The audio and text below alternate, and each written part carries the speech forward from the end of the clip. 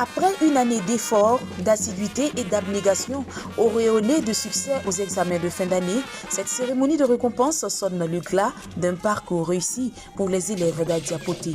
C'est dans une ambiance festive que le peuple hatchan a été honoré à travers cette première édition de la Journée de l'Excellence, journée organisée par l'ensemble des responsables pédagogiques et les cadres de la région. Récompense des meilleurs élèves du cours préparatoire première année au cours moyen deuxième année.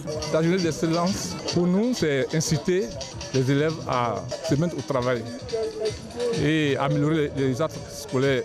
Cette manifestation, nous l'avons voulu pour faire de l'éducation notre leitmotiv pour le développement de notre village.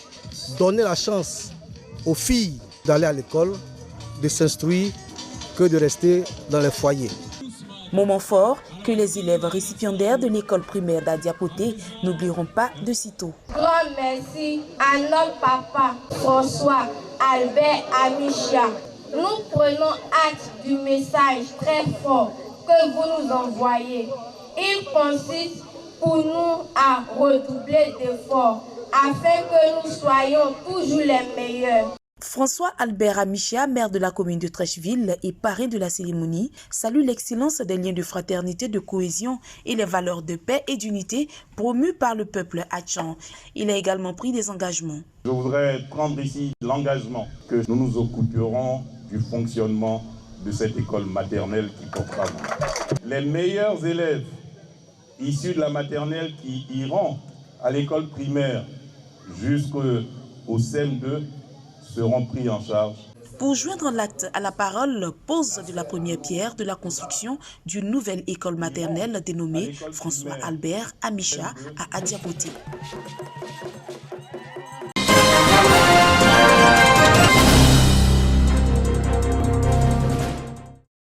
Selon les données de la Banque africaine de développement, BAD, le taux de chômage s'élevait à plus de 80% en 2018.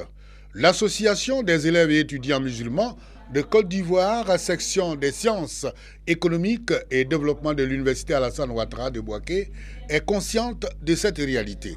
Elle a initié des réflexions sur la question du chômage.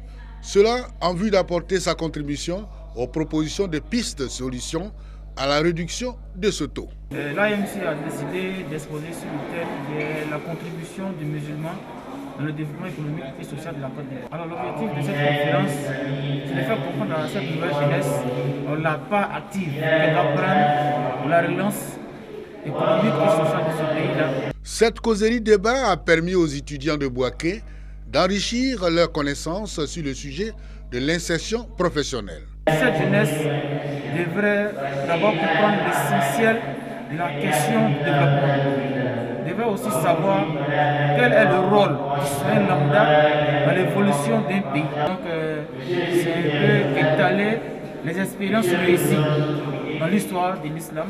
La journée de l'AMC a été aussi une occasion pour les initiateurs d'exhorter les étudiants à la paix et à la cohésion sociale, gage du développement durable d'un pays.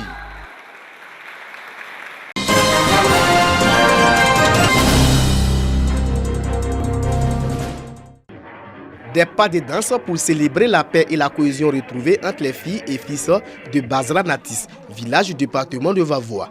Les populations de ce village fêtent ainsi la réconciliation suite à un conflit vieux de 8 ans. Un conflit entre deux clans pour la désignation du chef. Une situation qui a mis à mal la cohésion sociale, la paix dans le village. Après plusieurs années de médiation, tous ont affirmé leur volonté de faire table rase du passé et penser à l'essor du village. Je suis l'homme le plus heureux de voir cette cérémonie se réaliser.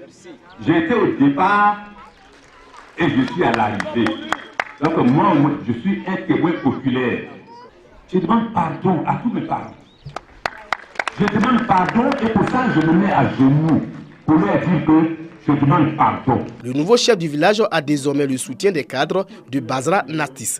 Laurent Djelibi s'engage à travailler pour l'union et le développement de la localité.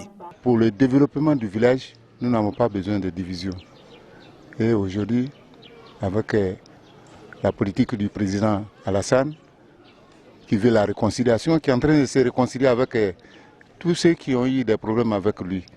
Et moi, je ne peux pas rester sans réconciliation avec mes frères.